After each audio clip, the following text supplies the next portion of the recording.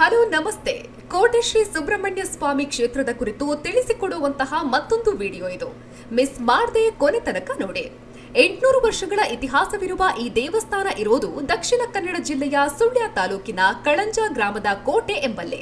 ಒಂದಾನೊಂದು ಕಾಲದಲ್ಲಿ ಈ ಜಾಗದಲ್ಲಿ ಬಳ್ಳಾಲ ಅರಸು ಮನೆತನದವರಿದ್ದು ಇಲ್ಲಿ ಅವರ ಕೋಟೆ ಇದ್ದುದರಿಂದ ಇಲ್ಲಿಗೆ ಕೋಟೆ ಎನ್ನುವ ಹೆಸರು ಬಂತು ಎನ್ನುವ ಪ್ರತೀತಿ ಇದೆ. ಕ್ಷೇತ್ರದ ಆರಾಧ್ಯ ಮೂರ್ತಿ ಸುಬ್ರಹ್ಮಣ್ಯ ಸ್ವಾಮಿ 5 ಹೆಡೆಗಳುಳ್ಳ ನಾಗರ ರೂಪದಲ್ಲಿ ಸ್ವಾಮಿ ಭಕ್ತರಿಗೆ ದರ್ಶನ ನೀಡ್ತಾ ಇರೋದು ಒಂದು ವಿಶೇಷ. ಇನ್ನೊಂದು ವಿಶೇಷ ಏನು ಅಂದ್ರೆ ಎಲ್ಲಾ ಕಡೆ ಗಣಪತಿ ದೇವರು ಮೂಷಿಕ ವಾಹನನಾಗಿದ್ರೆ ಇಲ್ಲಿ ವೃಷಭ ವಾಹನವಾಗಿರೋದು.